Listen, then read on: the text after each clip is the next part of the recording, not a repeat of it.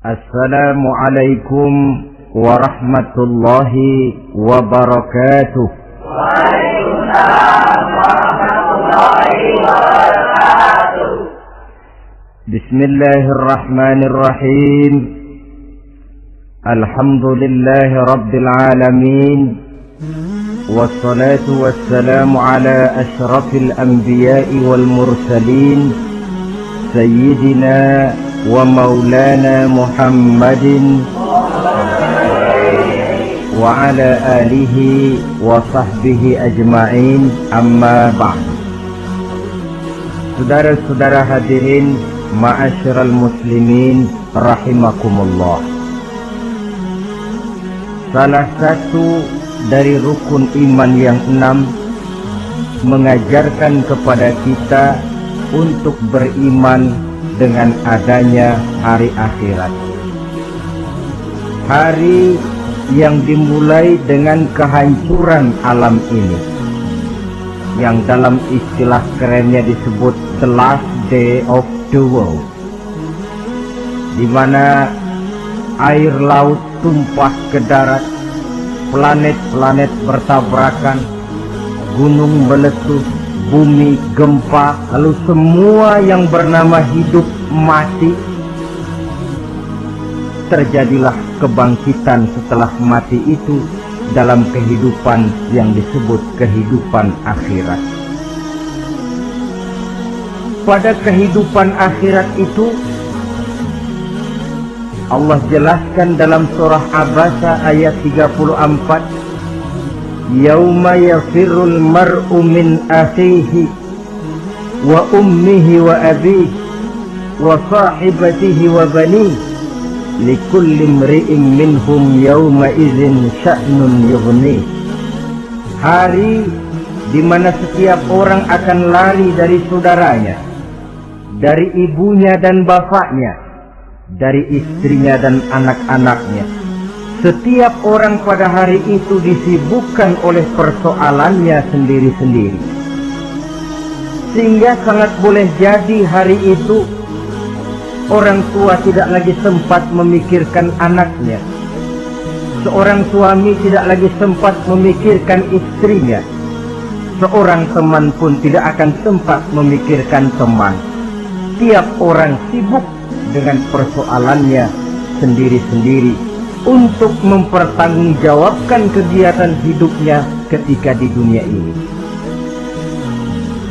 Dalam keadaan semacam itu, di mana orang disibukkan dengan persoalannya masing-masing, ada 7 golongan manusia yang mereka tenang-tenang saja. Orang lain bingung, mereka kalem. Orang lain kepanasan, mereka mendapat keteduhan. Siapa mereka? Inilah yang akan kita jadikan pembicaraan pada pertemuan kita kali ini. Bersumber dari sebuah hadis di mana bersabda Rasulullah sallallahu alaihi wasallam, Sab'atun yuzilluhumullahu yawma la zilla illa zilluh. Ada 7 golongan manusia, kata beliau, yang di akhirat nanti akan langsung mendapat perlindungan dari Allah. Padahal hari itu tidak ada lagi perlindungan selain perlindungan Allah. Sehingga lantaran Allah langsung yang melindungi mereka, maka mereka tidak merasakan lagi kepanasan akhirat. Mereka tidak lagi merasakan kebingungan. Mereka tidak lagi disibukkan oleh persoalan, lantaran mereka langsung dilindungi oleh Allah Subhanahu wa ta'ala. Siapa gerangan yang 7 orang ini? Marilah kita lihat satu persatu dengan harapan mudah-mudahan kita termasuk salah satu di dalamnya. Amin ya rabbal alamin. Manusia pertama yang langsung mendapat perlindungan dari Allah, kata Nabi, imamun adil, pemimpin yang adil. siapa sih pemimpin itu? Dan apa artinya adil? Saudara hadirin, secara umum yang dinamakan adil ialah at-tawassut bainal amrayni. Orang yang pandai mengambil sikap jalan tengah dari dua persoalan yang dihadapinya. Biasanya tidak berat ke kiri, juga tidak berat ke kanan. Itu yang disebut adil. Orang yang tidak hanya sekedar bisa menuntut kewajiban dari seseorang, tapi juga bisa memberikan hak kepada orang itu juga disebut adil. Lalu pemimpin itu siapa? Setiap kita adalah pemimpin. Yang besar kecilnya kepemimpinan kita bergantung kepada apa yang kita pimpin. Dan sudah barang tentu bahwa setiap pemimpin akan dimintakan pertanggungan jawab dari apa yang dipimpinnya. Seorang pemimpin yang adil, dia menaungi orang-orang yang dipimpinnya dalam kehidupan di dunia ini. Pantas kalau di akhirat nanti Allah langsung menaungi mereka. Oleh karena itu, pemimpin merupakan suatu amanah. Jabatan di samping dia merupakan amanah juga merupakan nikmat. Dan nikmat itu akan bergantung kepada pandai atau tidak kita mensyukurinya. Beberapa contoh dalam sejarah bisa kita lihat. Seorang bernama Umar bin Abdul Aziz.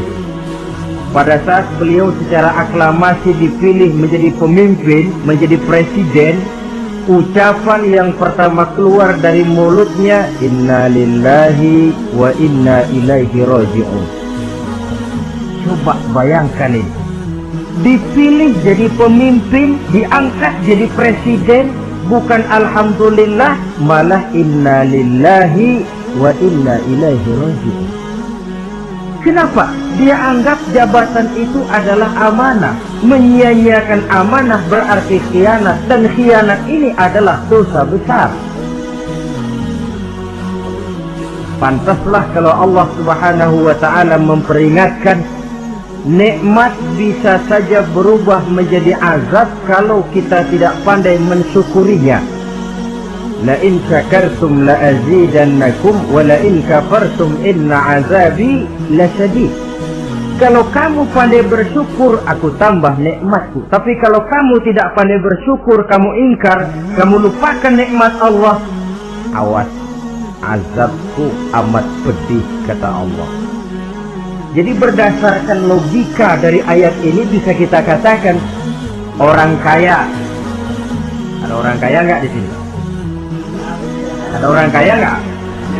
Yang kaya tolong dengerin. Orang kaya itu bisa masuk surga karena hartanya. Pun orang kaya banyak yang masuk neraka juga gara-gara hartanya.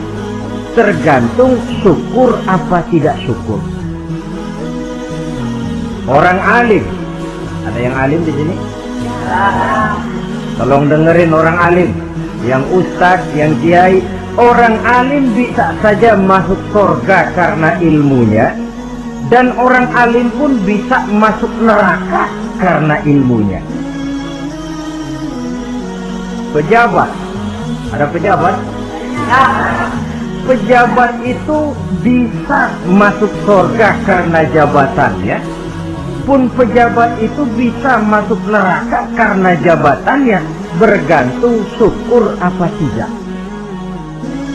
Kalau ada orang kaya, hartanya didapat dari jalan yang halal, berusaha menurut yang disyariatkan oleh Allah, lalu hartanya itu tidak cuma untuk ditumpuk 7 turunan, namun juga berfungsi sosial. Dia bantu pembangunan masjid, dia makmurkan majelis taklim, dia santuni yatim piatu. Orang kaya macam itu dengan hartanya, insya Allah bisa sampai ke surga. Tapi kalau ada orang kaya, hartanya didapat dari segala macam cara, asal harta tercapai segala cara halal, perlu jilat atas, perlu injak bawah, perlu sikut kiri kanan, sikut kiri kanan. Setelah dapat harta lalu pelitnya 17 setan. Tidak mau zakat, infak, apatah lagi sodako. Orang kaya macam itu dengan hartanya bisa masuk neraka. Na'udzubillah min.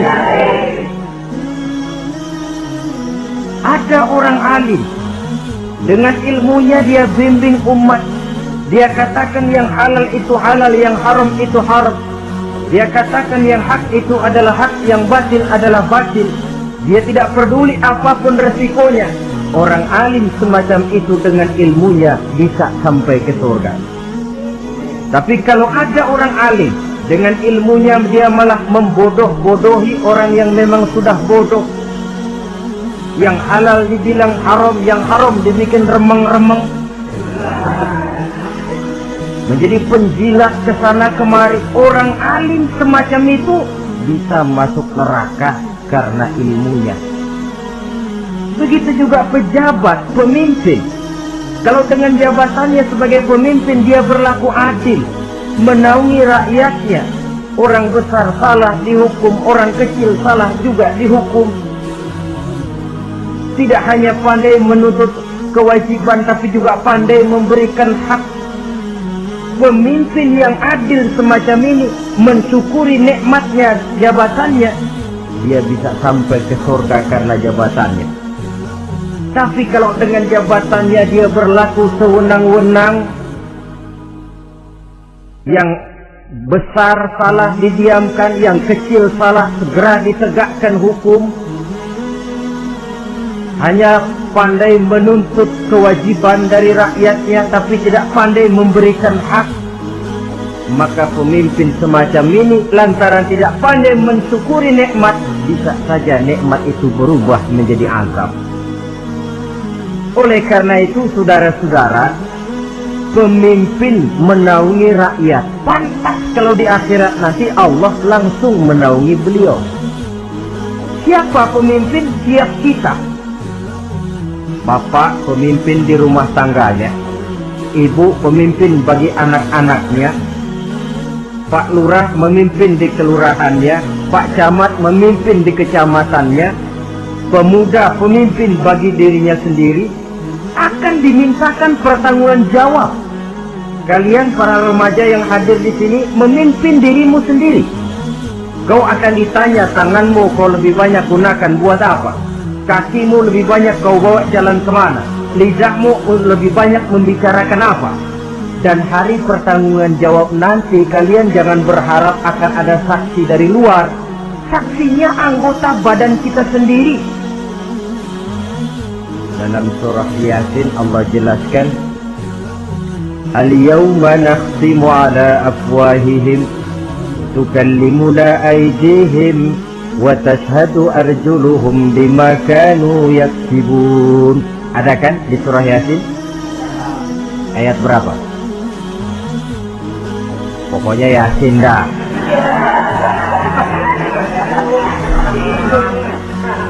Daripada repot-repot, pokoknya Yasin gitu aja biar urusan lancar.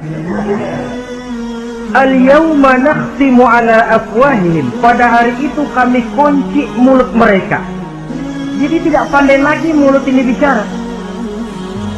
Wa tukallimuna aydihim, tangan-tangan mereka yang akan bicara kepada kami. Wa tashhadu arjuluhum, kaki mereka akan memberikan kesaksian bima kanu yaksibun, terhadap apa saja yang telah pernah mereka lakukan dalam kehidupan di dunia ini. Hari pertanggungan jawab. Oleh karena itu kalau kita memimpin diri sendiri, berlakulah adil kepada diri sendiri. Nah, lalu masalahnya memang kita mesti adil kepada siapa saja sih? Ada 3 hal pokok yang kita harus berlaku adil. Pertama, adil kepada Allah. Yang kedua, adil kepada sesama makhluk. Dan yang ketiga, adil kepada diri sendiri. Adil kepada Allah artinya apa? mendahulukan hak Allah daripada kepentingan pribadi. Kalau sudah datang waktu sholat asar misalnya, walaupun sedang enaknya latihan voli, berhentilah dulu sebentar. Sholat kita adil kepada Allah. Adil kenapa? Dalam contohnya dengan sholat misalnya, sholat itu kan sehari semalam 5 waktu yang wajib. Betul apa betul? 5 waktu. Nah sholat itu, kalau sholat bagus, taruhlah 7 menit. Kalau sholatnya itu kilat, 4 menit. Ada lagi yang kilat khusus, nggak pakai perangko, 2 menit barangkali selesai. Taruhlah 5 menit kita ambil yang bagus. Kalau 5 waktu kali 5 menit kan cuma 25 menit. Sementara Allah memberikan kita hidup ini 24 jam sehari semalam. Cuma 25 menit diminta untuk ibadah kepadanya. Tidak sanggupkah kita berlaku adil? 25 menit ini untuk menghadapmu ya Allah, sementara Engkau telah memberikan resannya 23 jam 35 menit untuk hidup dalam sehari semalam. Mendahulukan hak Allah daripada kepentingan pribadi. Adil kepada Allah. Adil kepada yang kedua, adil kepada sesama makhluk.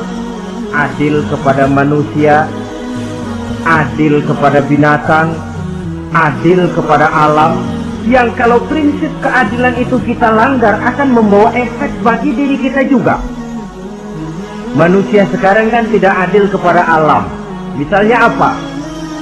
Hutan ditebangi secara liar, gunung-gunung menjadi gundul. Akibatnya ketika turun hujan terjadi erosi, banjir melanda kemana-mana, tanah longsor terjadi. Akibatnya terkena manusia juga kalau mereka sudah tidak menjaga keseimbangan alam ini. Adil kepada orang lain, apakah itu namanya tetangga, teman, keluarga.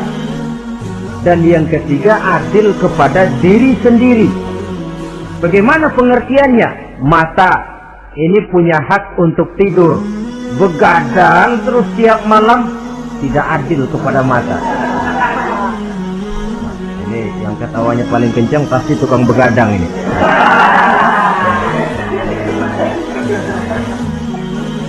Perut ini punya hak untuk tidur, puasa saja siang malam, mengurangi hak perut. Adil kepada diri sendiri. Untuk kehidupan yang akan datang di akhirat, pasti akan kita temui. Kita yakini keberadaannya. Yang oleh karena itu, kalau kebetulan kita ini adalah pemimpin, sekurang-kurangnya pemimpin bagi diri sendiri, marilah kita berusaha menjadi pemimpin yang adil. Supaya nanti di akhirat, Allah Subhanahu wa ta'ala memberikan perlindungan langsung kepada kita. Amin ya Rabbal Alamin. Ini yang pertama.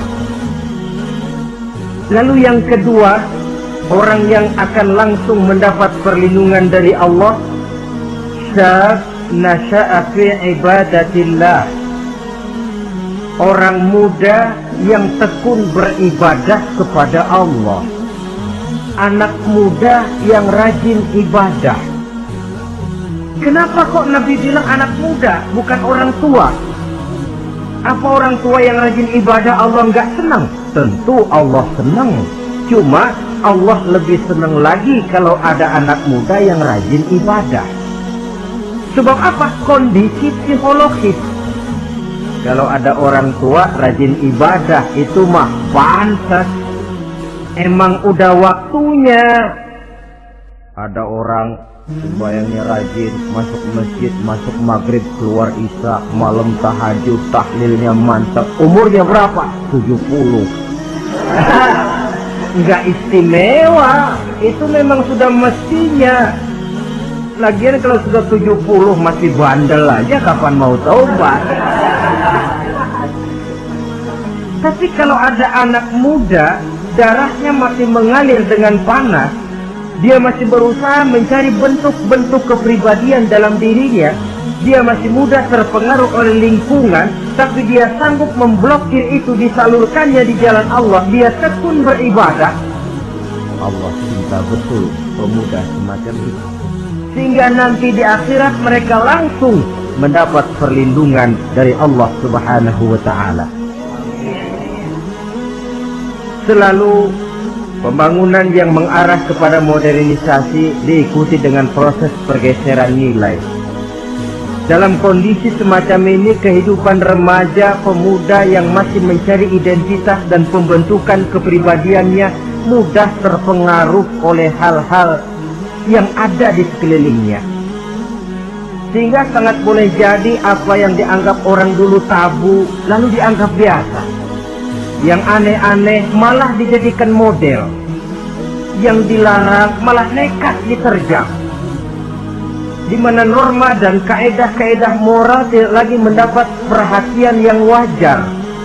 Dalam kondisi semacam ini terjadilah proses peluncuran moral, dan hampir di mana-mana kehancuran suatu bangsa dimulai dengan kehancuran moral daripada generasi mudanya. Oleh karena itu, pemuda yang tekun ibadah ini sangat positif dampaknya dalam kerangka pembangunan umat. Pak, ibadah itu apa sih? Kalau jadi pemuda yang tekun ibadah, apa kemana-mana mesti bawa tasbih? Mungkin. Apa mesti pakai peci terus? Boleh jadi. Apa kemana-mana mesti pakai kain sarung? Ya tidak juga. Ibadah kan artiannya luas. Segala perbuatan yang diperintah dan karenanya bertujuan mencapai ridho Allah, itu bernama ibadah. Kalian remaja berangkat menuntut ilmu, pergi pagi pulang siang, membekali diri menuntut ilmu, itu ibadah. Kalian pulang ke rumah, ibu bapak memerintah taat kepada orang tua, ibadah. Membersihkan lingkungan, ibadah. Bahkan jaga di waktu malam pun, kalau untuk dengan niat bismillah, saya jaga malam ini untuk ketenangan rakyat supaya mereka tekun dan tenang melaksanakan ibadah, itu tercatat sebagai amal soleh yang bernilai ibadah. Jadi tidak cuma sekedar sujud, tidak cuma sekedar baca Quran, seluruh aspek kehidupan manusia yang diperintah Allah dan yang bertujuan mencari ridho Allah itu bernilai ibadah.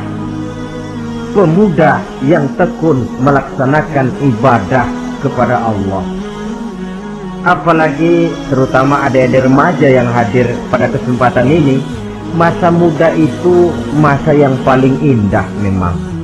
Sampai orang Kulon bilang, there is not delightful memorize. Iya, barat itu kan Kulon. Saya lebih senang pakai orang Kulon saja. There is not delightful memorize and then the youth moment. Bahwa tidak ada masa yang lebih indah selain masa muda. Tapi masa muda yang katanya indah itu sebentar. Sebentar sekali. Kalau kita tidak pandai memanfaatkannya dengan sebaik-baiknya, boleh jadi dia akan hilang tanpa sesuatu yang ada artinya buat hari depan. Dan hari depan itu sebagian besar ditentukan oleh masa muda sekarang ini. Karena itu kepada yang muda saya berpesan, pergunakanlah masa muda itu dalam ketekunan beribadah kepada Allah. Ibadah dalam artian yang seluas-luasnya. Jangan seperti pepatah orang, kelapa muda katanya kupas-kupasin, kelapa tua tinggal batoknya. Selagi muda puas-puasin, udah tua tinggal bongkoknya. Iyalah, kalau dipuas-puasin dalam arti yang positif, boleh. Mumpung masih muda, puas-puasin nuntut ilmu. Mumpung masih muda, puas-puasin ibadah. Mumpung masih muda, puas-puasin berbakti kepada kedua orang tua. Puas-puasin dalam artian yang positif, tentu saja bagus. Tapi kalau puas-puasin dalam arti menghambur umur untuk sesuatu yang mubazir, bergadang di pinggir-pinggir jalan, lalu mulai berkenalan dengan morfin, narkotik, ganja, terperangkap oleh budaya-budaya modern yang menyesatkan, terpancing oleh model-model baru yang kelihatannya menarik tapi sebenarnya tidak bermanfaat. Entah pada akhirnya akan mendatangkan penyesalan kepada kita saja. Coba, belakangan ini saya dengar di Jakarta akan ada suatu festival yang disebut Festival Ngekeng.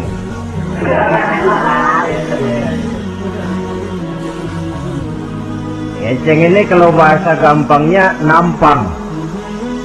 Jadi itu biasanya muda-mudi diri di pinggir-pinggir jalan, pakai kacamata hitam, pakaian warna-warni, rambut dicat sedemikian rupa supaya menarik perhatian. Mereka diri di pinggir-pinggir jalan, nampang, istilah ngepopnya ngeceng katanya. Ini mau diadakan festival, secara langsung atau tidak, festival ini kan mempopulerkan ngeceng jadinya. Yang tadinya orang awam gak kenal, lantaran diangkat ke permukaan jadi terkenal. Kalau sudah terkenal lalu jadi mode, kalau sudah jadi mode, latahan. Boleh jadi nanti akhirnya ngeceng masuk desa. Bukan cuma sekedar abri masuk desa, bukan cuma sekedar koran masuk desa, ngeceng pun bisa saja masuk desa.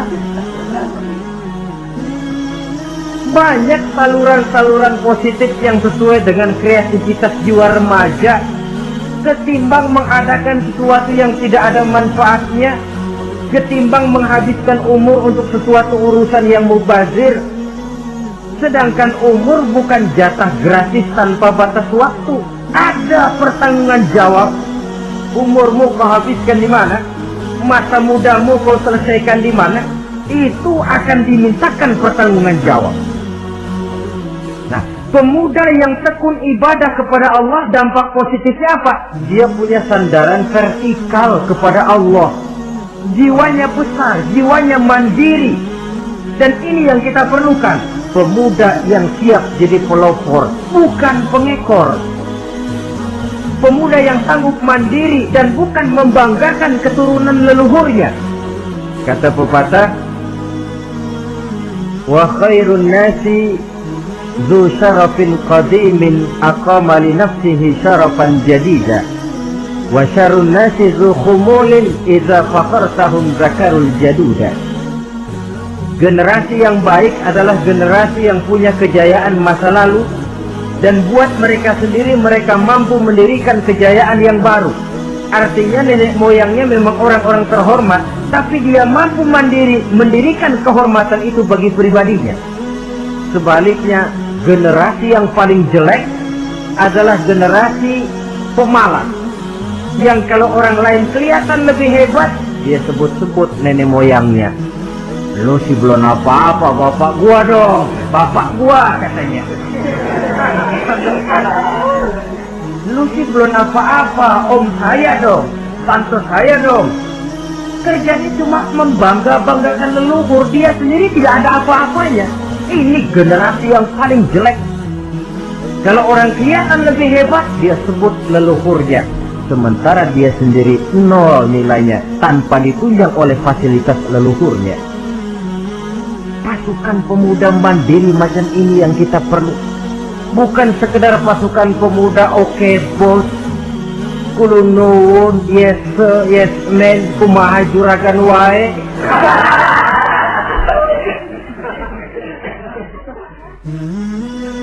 Dan terus terang kita miskin dengan pemuda yang mandiri, yang punya kepribadian, yang berani berkata ya terhadap yang benar dan berani berkata tidak terhadap yang tidak benar. Dari mana ini didapat? Sandaran vertikal dalam bentuk ibadah kepada Allah akan memantapkan jiwa, membersihkan hati, sehingga dia akan berfungsi seperti radar. Sandaran vertikalnya cuma kepada Allah. Inilah dampak positifnya. Karena itu, tentu saja kita berharap sekurang-kurangnya pemuda-pemudi yang hadir pada kesempatan ini menjadilah pemuda-pemudi yang tekun beribadah kepada Allah. Amin. Nah, baiklah ya. Itu tadi yang kedua. Kita lanjutkan sekarang yang ketiga. Orang yang akan langsung mendapat perlindungan dari Allah, kata Nabi, rajulun qalbuhu mu'allakun bil masjid. Seseorang yang hatinya selalu terpaut kepada masjid. Apa arti terpaut kepada masjid ini? Apa orang yang gak pernah keluar-keluar dari masjid? Tentu saja bukan. Apa gunanya di dalam masjid terus kalau kerjanya cuma tidur doang? Maksud terpaut kepada masjid ini, hatinya selalu berpikir bagaimana memakmurkan masjid. Jasadnya boleh saja ada di kantor, boleh saja ada di pasar, boleh ada di sawah, boleh ada di ladang, tetapi hasil daripada usahanya dia lalu berpikir bagaimana memakmurkan masjid. Sebab apa? Masjid merupakan center of activity, pusat daripada kegiatan umat. Kalau kita lihat fungsi masjid di zaman Rasul, di masjid beliau berdakwah, di masjid beliau mengatur negara, di masjid beliau mengadakan perundingan, di masjid beliau bermusyawarah dengan para sahabat. Pusat daripada kegiatan umat. Dan memakmurkan masjid ini dasarnya tidak lain karena iman kepada Allah. Prinsipnya bagaimana kita menghidupkan masjid dan bukan mencari hidup di masjid.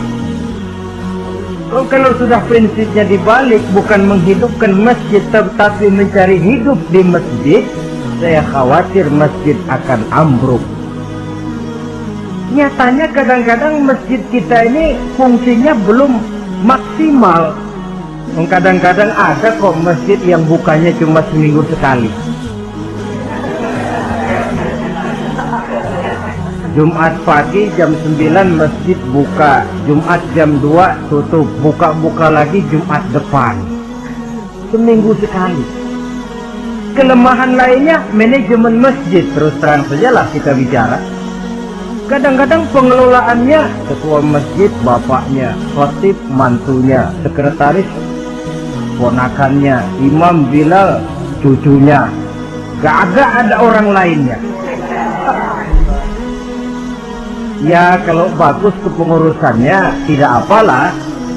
Tapi kadang-kadang kelemahannya ialah bagaimana menciptakan manajemen masjid yang baik sehingga masjid bisa berfungsi sebagaimana fungsinya di zaman Rasulullah Sallallahu Alaihi Wasallam. Apalagi belakangan ini ada kecenderungan yang membuat kita optimis, gembira.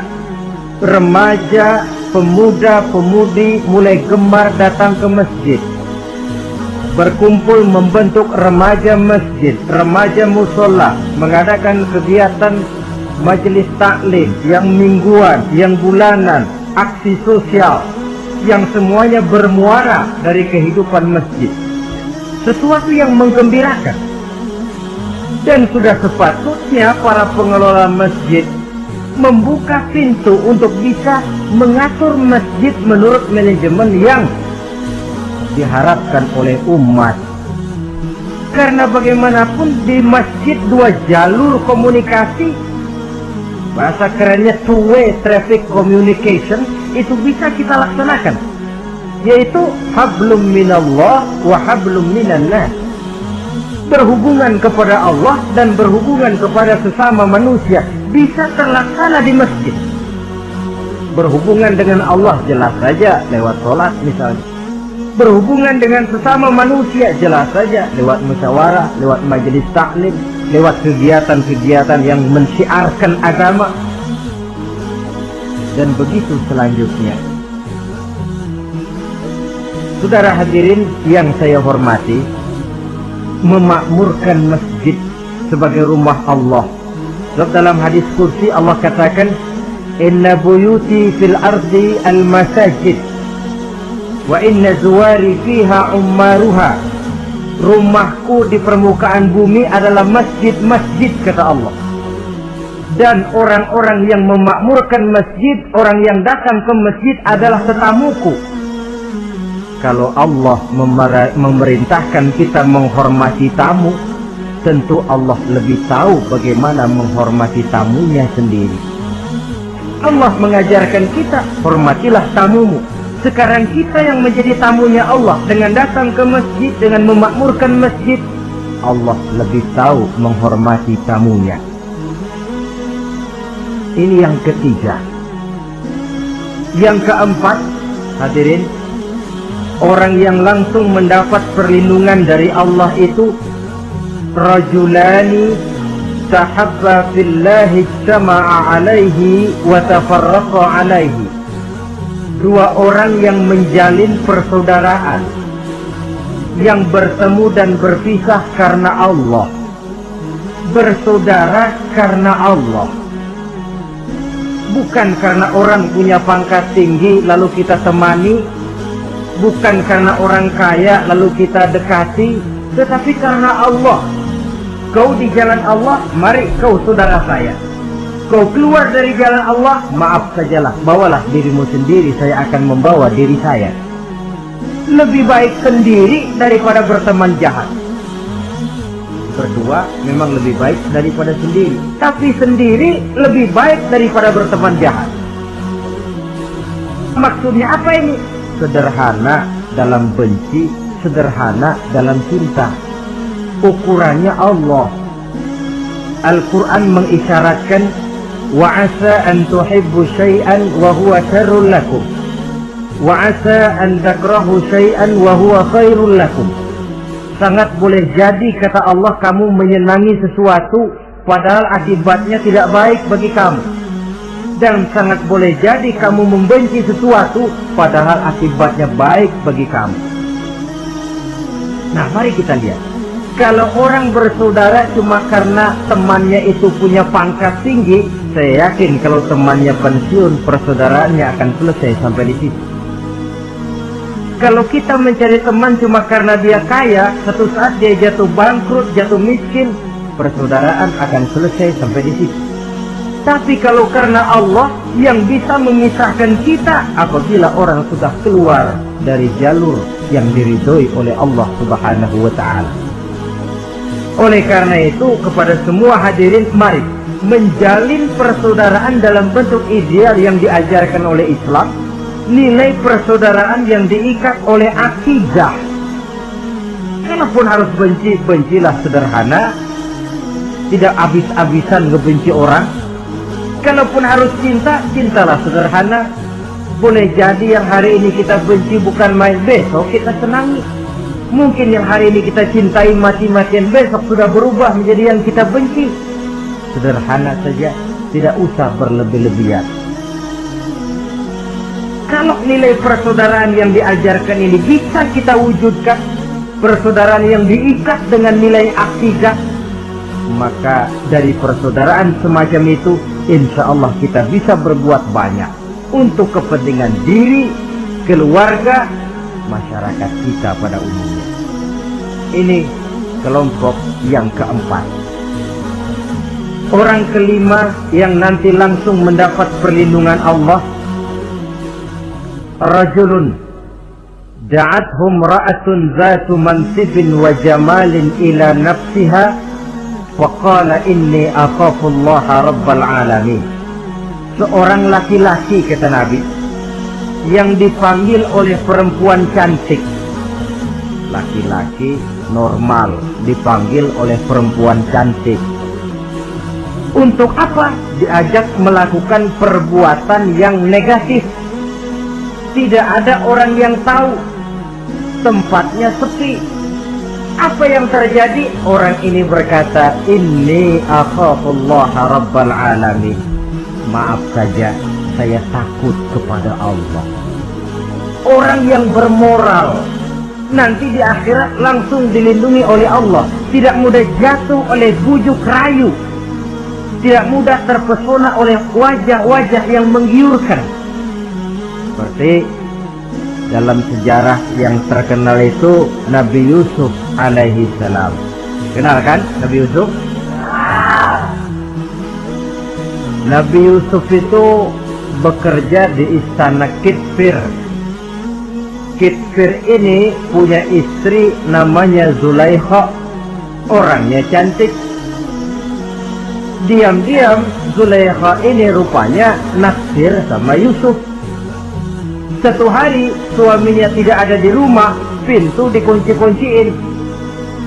Setelah pintu semua terkunci, dia panggil Nabi Yusuf, "Hai salah, Yusuf, sini." Kata Yusuf, "Mau ngapain?" "Pokoknya sini." "Iya, mau ngapain?" "Iya, kayak orang-orang, ngapain sih?"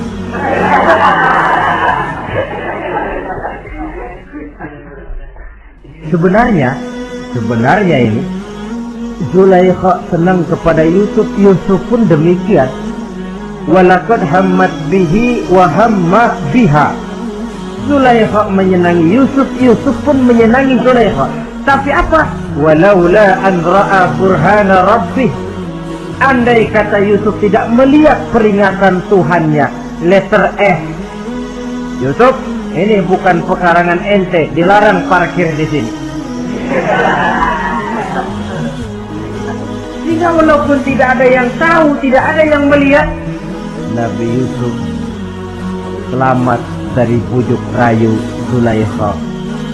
Mempertahankan nilai-nilai moral di tengah kemajuan zaman memang merupakan pekerjaan yang tidak ringan.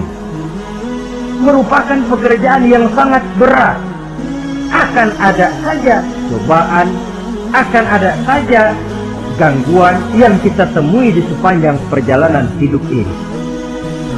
Tapi sebaliknya, kalau orang sudah tidak lagi menjunjung moral yang tinggi, lalu hidup menurut selera sendiri-sendiri,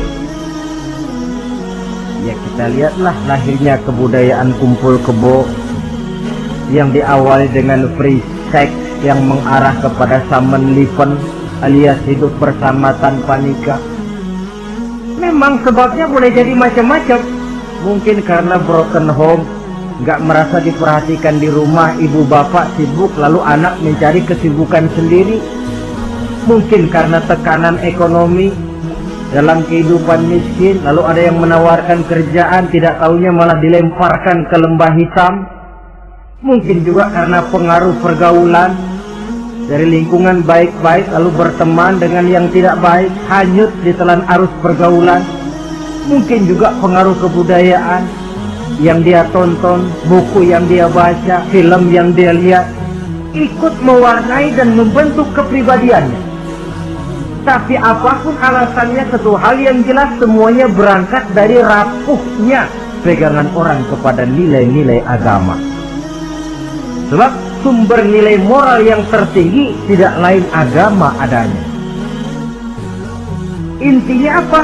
Intinya tidak lain orang yang beragama itu meyakini bahwa kemanapun dia pergi, dimanapun dia berada, Allah selalu melihat yang dia lakukan. An ta'budallaha ka'annaka tarahu fa illam takun tarahu fa innahu yaraka.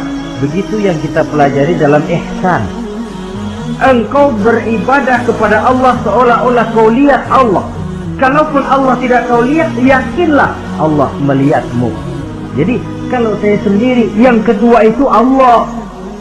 Dibujuk rayu oleh cewek cakep, ayo dah bang, gak ada orang, kita cuma berdua. Dia bilang enggak, kita nggak berdua, bertiga. Berdua bang, bertiga. Yang ketiga siapa? Lu, gue, Allah, tiga.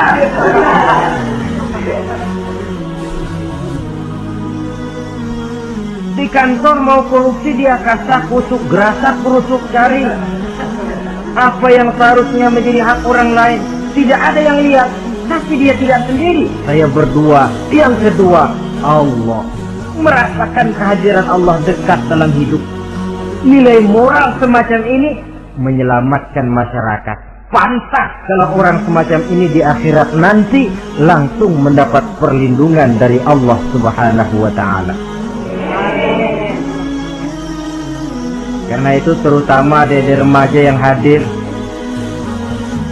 sebenarnya yang paling mahal dalam hidupmu adalah harga dirimu. Kalau itu sudah terjual dan tergadai, apalagi yang bisa kau banggakan dalam hidup ini? Titel yang berenteng barangkali, harta yang banyak, mobil yang serba berkilat barangkali. tidak akan banyak manfaatnya kalau sudah dimulai dengan kehancuran daripada harga diri. Tidak ada yang lebih mahal daripada harga diri. Jagalah itu baik-baik. Pelihara nilai-nilai moral. Makin pandai kau jaga diri, insya Allah makin mahal hargamu. Dalam pandangan manusia, lebih-lebih juga dalam pandangan Allah. Pantas kalau pepatah bilang innamal umamul akhlaqu ma baqiyat fa in zahabat humu akhlaquhum zahabu. Suatu bangsa akan tegak kalau dia masih punya nilai moral. Bila hancur moral itu, hancur jugalah ketegakan daripada bangsa itu sendiri. Ini yang kelima. Yang keenam, masih dua lagi. Orang keenam yang nanti akan langsung mendapat perlindungan dari Allah, rajulun zakarallaha khaliyan fafatat ainahu. Seseorang yang mengingat Allah dalam kesunyian, lalu berlinang air matanya. Tengah malam dia bangun, bertahajud dia kepada Allah. Gemersik tikar tersentuh tangan, laksana lambaian tangan malaikat maut nak datang merenggut nyawa. Terbayang segala dosa dan kesalahan, tergambar semua kekeliruan yang dilakukan dalam hidup. Lalu air mata pun tanpa terasa berurai membasahi pipi. Orang yang mengingat Allah dalam kesunyian. Saudara, tidak ada orangnya itu yang tidak punya dosa. Coba saya mau tanya, yang kumpul di sini ada nggak orangnya yang nggak punya dosa? Tidak ada. Dan memang orang yang baik itu bukan orang yang tidak punya dosa. Sebab tidak ada orang yang tidak punya dosa. Orang yang baik adalah orang yang apabila dia melakukan dosa, dia segera sadar, dijadikannya itu sebagai pelajaran untuk tidak diulanginya lagi pada masa yang akan datang. Dengan kata lain, mengingat Allah dalam kesunyian itu artinya bertaubat. Ini kan anak muda sekarang nih, kalau diajak bicara taubat, taubat mah urusan 70 ke atas, Pak. Kita ini masih lama. Padahal masalah taubat bukan masalah tua. Masalah taubat adalah masalah dosa, dan masalah dosa adalah masalah manusia sejak dia akil balik sampai dengan kehidupannya yang sekarang. Sengaja atau tidak, besar atau kecil, ringan atau berat, tiap kita mesti mempunyai yang namanya dosa. Allah Maha penerima taubat sepanjang nafas belum sampai di kerongkongan. Jadi kalau nafas sudah sampai di tenggorokan, baru kita mau melaksanakan yang namanya taubat. Kasihlah itu.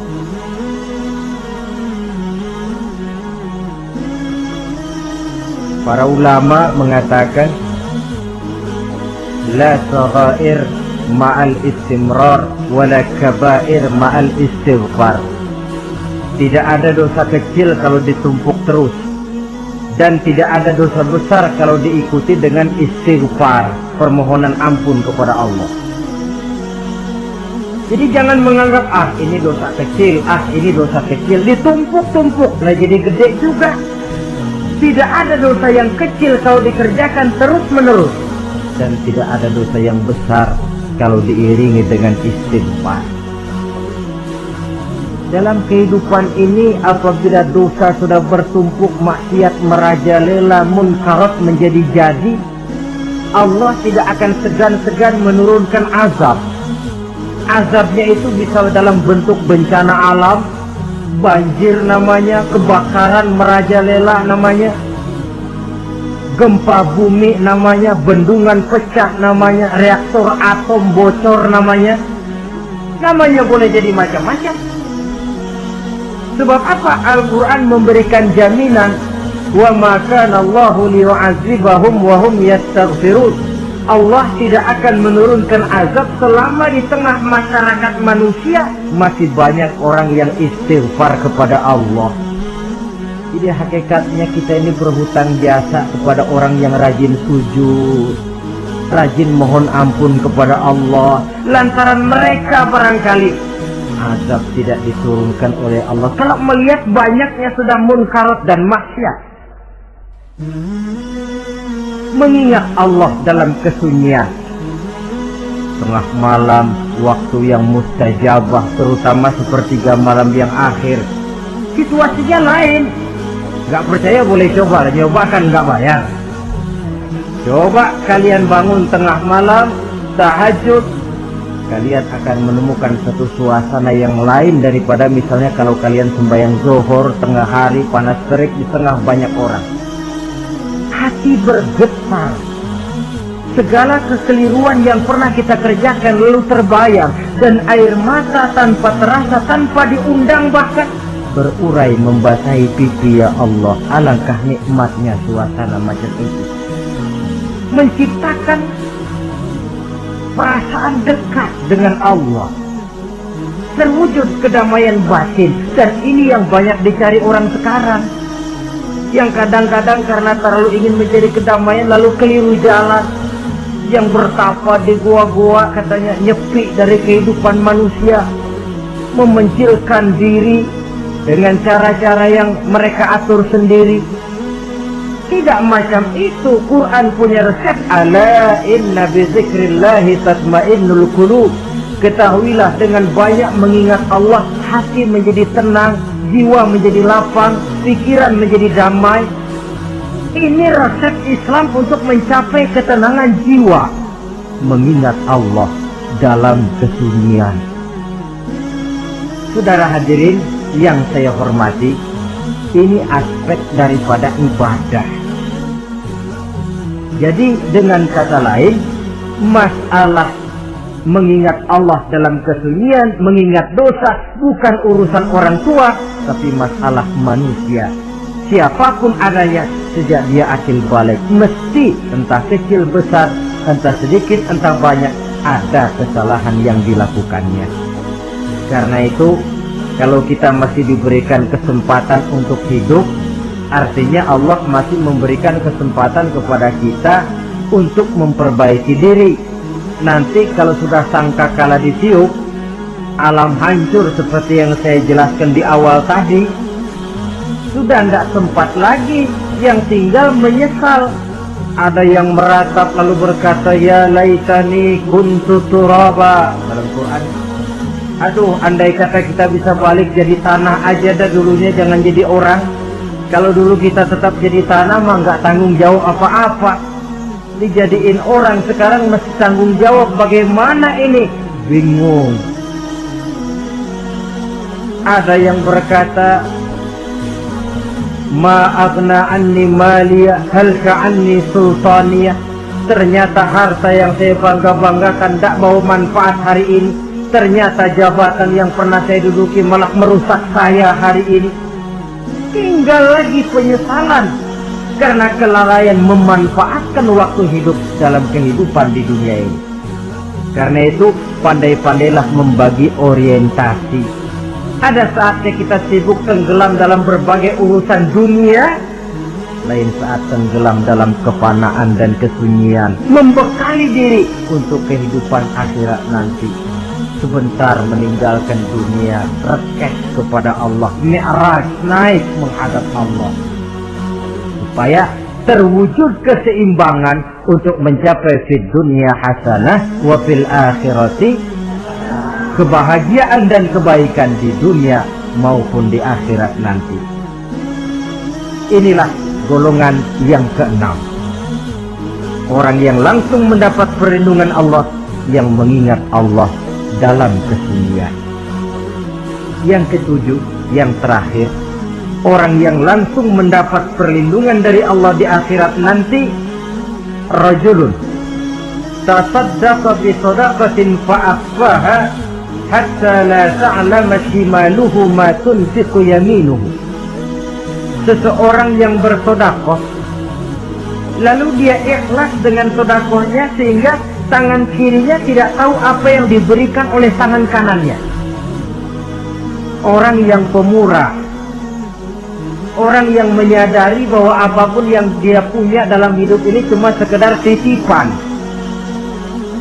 fungsinya lalu seperti keran, menyimpan air tapi untuk disalurkan lagi kepada orang yang memang memerlukannya. Alangkah nikmatnya kalau Allah memberikan kepercayaan kepada kita untuk menjadi penyalur, distributor rezeki. Kalau kita ingat kemari, berpikir ke sini, kita tidak akan sayang lagi. Enak saja yang peras keringat banting tulang cari rezeki saya, sampean datang-datang mau minta. Lah, mungkin rezeki dia tapi lewat tangan kita. Satu kehormatan dari Allah kalau kita dijadikan seperti keran, menyimpan air tapi tidak untuk dirinya sendiri, disalurkannya kepada orang-orang yang memang memerlukannya. Tidak ada orang jatuh bangkrut lantaran bersikap pemurah, dan tidak ada orang jadi kaya raya lantaran dia bakhil atau pelit bin kikir alias medit.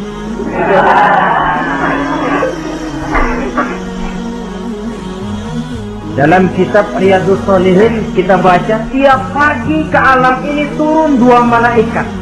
Kita nggak tahu. Dua-duanya berdoa, yang sebelah kanan berdoa, yang sebelah kiri berdoa. Kata yang sebelah kanan doanya tiap pagi ini. Kata yang malaikat yang satu dia berdoa, Allahumma a'ti munfiqan khalafa. Ya Allah, kepada orang-orang yang suka infak, kepada orang-orang yang suka memberi, kepada orang-orang yang pemurah, gantilah mereka dengan yang lebih baik dari apa yang telah mereka berikan. Lalu malaikat yang satu berdoa, Allahumma a'ti mumsikan talafa. Ya Allah, kepada orang-orang yang mumsik, bakhil, kikir, berilah mereka kerusakan dan kebinasaan di dalam harta mereka. Maka lihat sajalah, orang kaya tapi pelit, ada saja jalan yang kira-kira duitnya bakalan jadi keluar dan nggak ada pahalanya.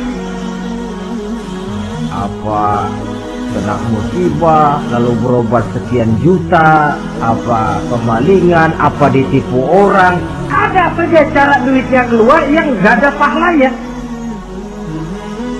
Inilah prinsipnya. Allah mencintai orang pemurah. Dalam hadis kursi, uhibbu ahlas sakha wa hubbi lil faqir sakhi asad.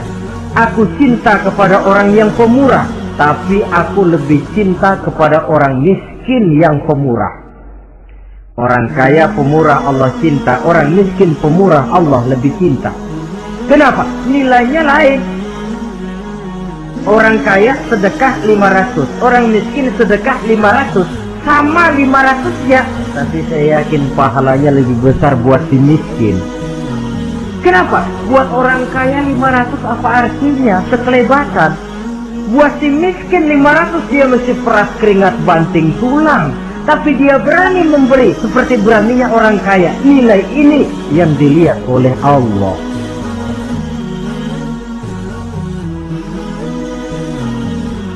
Islam mengakui hak milik pribadi, tapi harus berfungsi sosial. Di dalam harta yang kita miliki itu ada haknya masjid, ada haknya yatim, ada haknya madrasah. Dan Allah Subhanahu wa ta'ala bisa, saya katakan di awal tadi, merubah nikmat menjadi azab kalau kita tidak pandai mensyukurinya. Bersyukur kalau diberikan harta artinya mempergunakan harta itu sesuai dengan kehendak yang memberinya. Allah memberikan harta kepada kita. Apa yang Allah kehendaki? Supaya harta itu berfungsi sosial. Milik pribadi silakan, tapi berfungsi sosial dalam kehidupan. Kita terus terang saja, umat Islam ini bukan tidak punya potensi, tapi tidak pandai menginventarisir potensi. Apa tidak ada orang Islam yang kaya? Banyak. Yang belum banyak yang mau berbuat atas nama dan untuk kepentingan agamanya. Kalau buat pribadinya berani bukan main. Itulah yang sering diungkapkan orang, pembangunan pesantren terlunta, asrama yatim piatu tidak terurus. Ada orang membangun masjid, meletakkan batu pertama sekaligus jadi batu terakhir. Setelah itu la yamutu wa la yahya, mau dibilang hidup tidak kelihatan geraknya, mau dibilang mati pun tidak ketahuan kuburannya. kurangnya kesadaran akan arti amanah dan titipan dari Allah. Lahirlah Qarun abad 20. Kalian tahu sejarah Qarun? Saking kayanya Qarun, kunci gudang hartanya itu saja onta yang bawa. Itu baru kunci itu, onta yang bawa. Ketika orang tanya, anna laka hadza ya Qarun, hartamu begini banyak dari mana kau dapat Qarun? Ya saya usaha, tidak ada hubungannya sama Tuhan katanya. Apa yang terjadi? Lantaran kekurang ajarannya melupakan nikmat, Qarun dan seluruh harta bendanya ditenggelamkan Allah oleh gempa bumi. Makanya orang sekarang kalau dia macul ketemu harta, apa katanya? Gue dapat harta karun. Peninggalan si Qarun itu barangkali dahulunya. Saudara-saudara, oleh karena itu, kalau kita oleh Allah diberikan amanah berupa harta, pandailah bersyukur dan jadilah orang yang ikhlas dalam bersedekah. Nah, inilah pertemuan kita pada kali ini. Walaupun singkat, mudah-mudahan sekali lagi kita termasuk salah satu di antara 7 golongan yang di akhirat nanti langsung mendapat perlindungan dari Allah. Terima kasih banyak atas segala perhatian. Mohon maaf atas segala kekurangan. Usikum wa nafsi bitaqwallah. Wassalamualaikum warahmatullahi wabarakatuh.